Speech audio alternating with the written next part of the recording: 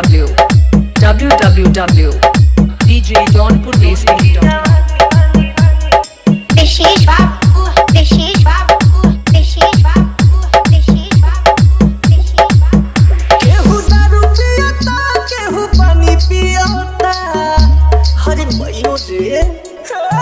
केहू दारू पियता केहू पानी पियता एगो मोर बाबा तार की जवानी पियता एगो तोर बाबा तार की जवानी पियता भोरे भोरे पियता सझे खानी पियता एगो मोर बाबा तार की जवानी पियता एगो तोर बाबा तार की जवानी पियता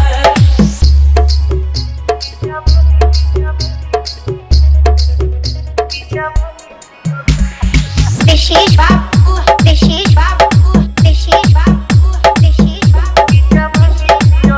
नहीं सुनेला मोरा करे चोरी चोरा दबावेला कोरा हमरा ससुर के छोरा भइल बाछी छोरा न लाजो पठोरा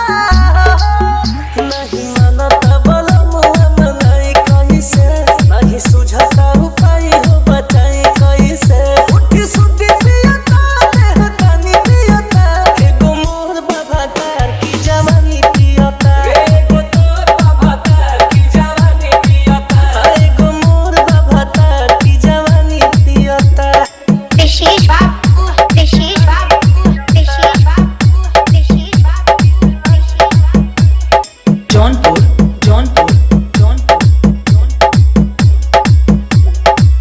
उता कहते तलीला या नसे नसे ढीला बदन होता गीला